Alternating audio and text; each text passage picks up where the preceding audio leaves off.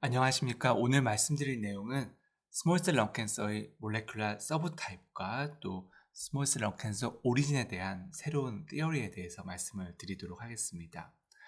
스몰셀 런캔서는 뉴로엔도크라인 튜머의 일종이고, 뉴로엔도크라인 튜머 안에는 티피컬 카시노이드, 에이티피컬 카시노이드, 그리고 라지셀 뉴로엔도크라인 카시노마, 그리고 스몰셀 카시노마가 있겠고, 마이토시스의 개수라든지 네크로시스 이런 것들이 좀 차이가 있겠습니다.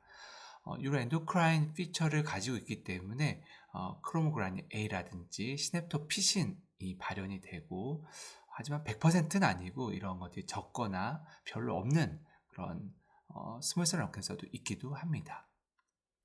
그리고 오늘 이렇게 발표를 통해서 좀 더 이렇게 좀 친숙하게 됐으면 하는 내용은 터프트셀입니다. 터프트셀은 이와 같이 짧은 섬모를 가지고 있습니다. 마이크로빌라이를 가지고 있고, 브러쉬셀 또는 솔리터리 코리너직 키모 센서리 셀이라고도 알려져 있는데, 에어웨이에서 이렇게 담당하는 부분은 이렇게 1% 미만이라고 합니다. 하지만 이런 뉴로엔도크라인 셀과 함께 어떤 에어웨이에서의 프로텍티브한 펑션을 담당한다고 하고 있고, 중요한 건, 오늘 주제에서 중요한 것은 이런 세포들도 스몰셀 런캔서를 또 만들 수 있다, 이런 내용이 되겠습니다. 터프트셀은 모양이 이렇게 좀 특이하게 생겼고요. 유로제닉 인플라메이션이나 앱니아, 스니징에도 관여한다고 알려져 있고, 에어웨이에서의 주요 기능은 여러 개 안티 마이크로비얼 프로덕트들을 스크리션하고 호스트 디펜스를 이제 촉진시키는 역할을 기본적으로 한다고 알려져 있습니다.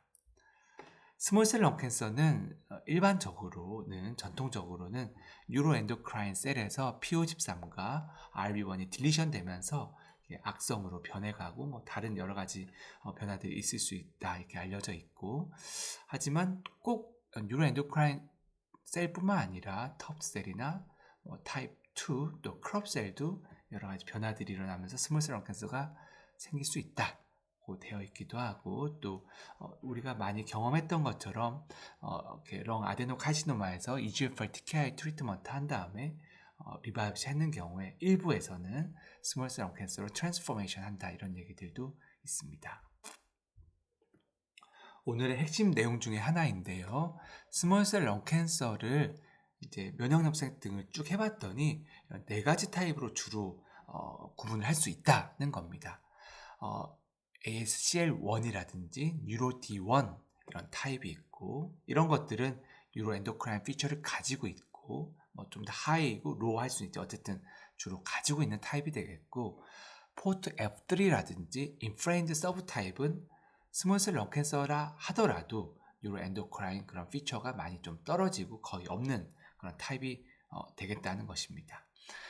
이런 것들은 다 이렇게 트랜스크립션 팩터이기 때문에 각각의 타겟이 뭐냐에 따라서 그런 셀이 어떤 페이트로 가는지 이제 결정이 되겠고, 이런 A 타입, N 타입 같은 경우에 뉴로엔도크라인 피처를 가지고 있고, 또 A 타입 특히나 DLL3를 또 타겟으로 가지고 있어서 최근에 연구도 많이 되고 있고, 또 좋은 결과들을 보여주고 있는 탈라타마 버전 타겟이 좀 더 될 수가 있겠습니다. N타입은 밑과 좀 관련이 있다고 되어 있고, 포트 F3 같은 경우에 메타볼릭한 시그널링, 또 IGF-1 리셉터 이런 발현이 높아서 그런 것들을 타겟팅할 수 있는 약제들의 연구도 많이 있습니다. 인프렘 타입은 아무래도 이뮨 리액션이 좀 더 강화될 수 있어서 이뮨 체크포인트 이니비터에 좀 더 반응이 좋을 수도 있겠습니다.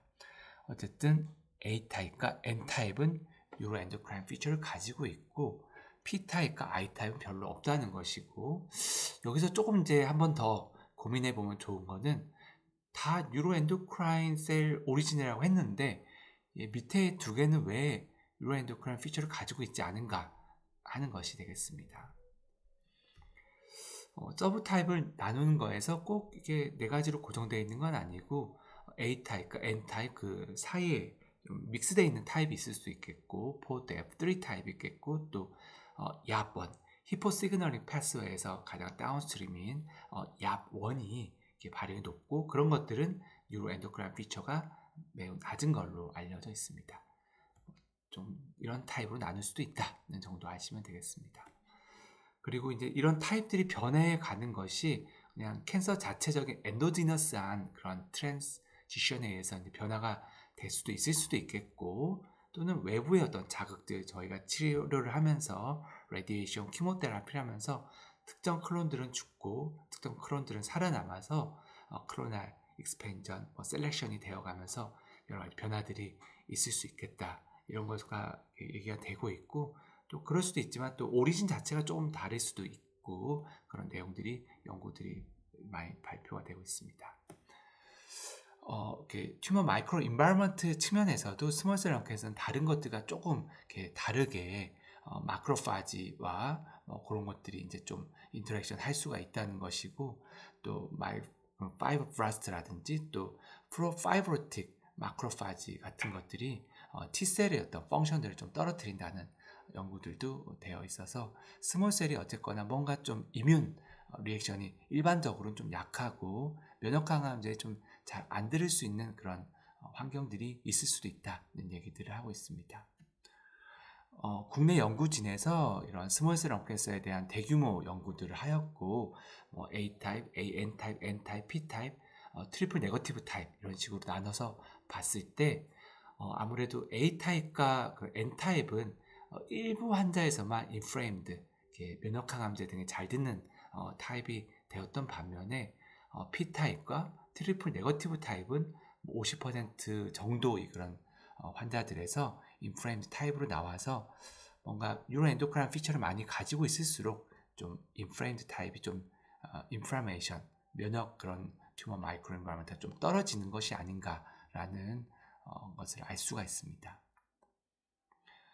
그래서 실제로 면역항암제를 사용을 해봤을 때 실제로 인프레임드 타입이냐 그렇지 않느냐에 따라 가지고 아무래도 인프레임드 타입이 좀 더 듀러블한 그런 클리니컬 베너핏을 얻을 수 있었다는 내용이 있어서, 스몰셀 런캔서 중에서도 뭔가 인프레임드 타입이고 또 면역항암 잘 되는 타입이 있을 수도 있고 그렇지 않은 타입이 있을 수 있겠다 아시고, 저희가 실제로 면역항암제를 익스텐시브 스테이지든 또는 리미티드에서 그 유지요법으로 사용할 때도 좀 다른 것들을 볼 수가 있는데, 이런 타입의 어떤 차이에 의한 것이 아닐까라고 또 생각을 해볼 수. 그리고 오늘 강조해서 말씀드려야 되는 세포가 베이절셀입니다. P63 파더티브 셀로 이렇게 바닥에 있는 걸로 표현이 되어 있고, 빨간색인 이 세포가 베이절셀인데 에어웨이에 케미컬이든 하이폭시아든 인저리가 가해졌을 때 리제너레이션이 될 때 이런 베이절셀이 분화가 되어서 여러 가지 다양한 세포들로 될 수가 있습니다. 주로는 터프트셀과 크롭셀, 거블리트셀로 분화가 돼서 에어웨이 리제너레이션을 담당하게 되지만, 일부 세포들은 타입 2 뉴모사이트로 분화가 되고 또 그런 것들이 타입 1으로 바뀌면서 알베올러스의 리제너레이션도 일부 기여를 하게 됩니다. 어쨌든 중요한 것은 베이절셀이라는 것이 상당히 멀티포텐트한 그런 능력을 가지고 있다는 것을 아시면 좋겠고, 일반적으로 스쿼암셀 런캔서가 베이절셀에서 기원했다고 알려져 있는데 오늘 이런 발표에서는 스몰셀에도 관여한다, 이런 내용들을 뒷부분에 말씀드리고자 합니다. 어쨌든 베이절셀이 멀티포텐트해서 에어웨이의 다양한 세포들, 또 알베올라의 특히나 타입 2로 분화가 될 수 있다, 이런 내용들이 있습니다. 최근에 나온 논문에서 이런 내용들을 발표하고 있습니다. 뉴로엔도크라인 튜머의 그 일종인 스몰셀 런캔서가 있는데 그런 것들이 아까 말씀드린 대로 서브 타입이 있는데, 일부는 뉴로엔도크라인 피처를 가지고 있지만 일부는 뉴로엔도크라인 피처를 가지고 있지 않습니다. 근데 그런 것들이 원래 뉴로엔도크라인 피처를 가지고 있다가 잃어버린 것인지, 아니면 오리진 자체가 좀 다른 것인지, 그리고 기존에 우리가 뉴로엔도크라인 셀에서 오리진했다고 생각하고 있던 그런 스몰셀 런캔서가 실제로는 다른 오리진에서 해서 온 것이 아닌가라는 질문을 가지고 그에 대한 답을 하고자 여러 가지 연구들을 수행하였습니다. 연구자들은 이렇게 마우스 실험을 일단 매시브하게 했습니다. RB1과 P53을 없애고 또 미글 액티베이션 시켜서 스몰셀 런캔서를 만드는 마우스를 제작을 하였고, 어떤 셀에서 오리진했을 때 어떤 서브 타입들이 만들어지는지를 좀 더 확인하기 위해서 뉴로엔도크라인 셀에서만 이런 제네틱한 변화를 일으키기도 하고, 또 에어웨이 전체에서 이런 변화를 일으키기도 하고, 또 베이절 셀에서만 이런 변화를 일으켜서 이런 서브 타입들이 어떻게 생기는지 봤습니다.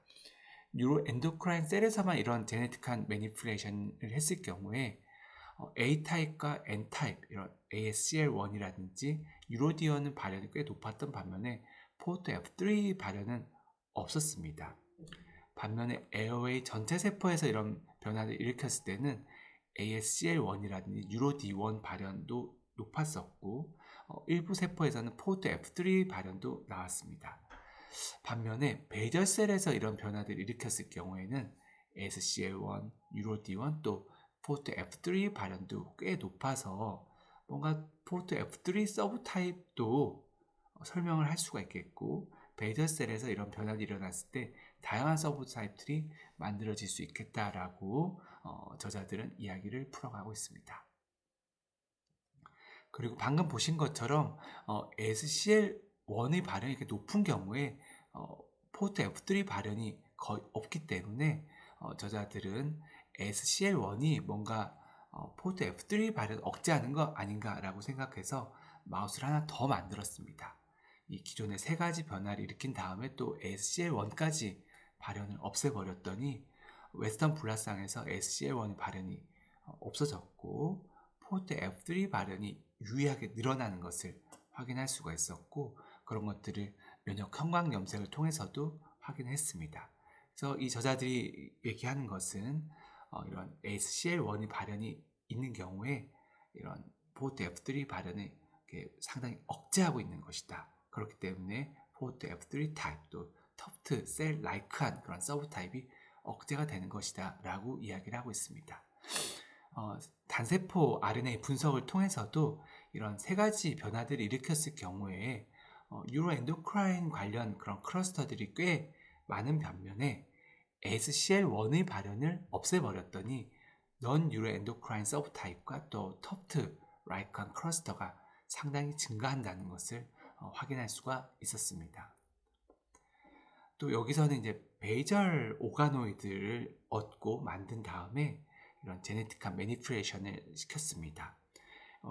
RB1과 P53 믹의 변화들을 일으켰을 경우에는 SCL1과 유로D1 발현이 높았던 반면에 포트 F3 발현은 없었습니다. 하지만 이런 상황에서 ASCL1을 없애버렸더니 발현이 없어지고 포트 F3와 옙1의 발현이 늘어나는 것을 확인할 수 있어서 베이절셀에서 오리진한 그런 스몰셀 런캔서 그런 상황에서 ASCL1이 없어지면은 포트 F3와 옙 발현이 많은 그런 서브 타입으로 넘어갈 수 있다. 즉 포트 F3와 옙1 서브 타입을 설명을 할 수 있게 된 겁니다.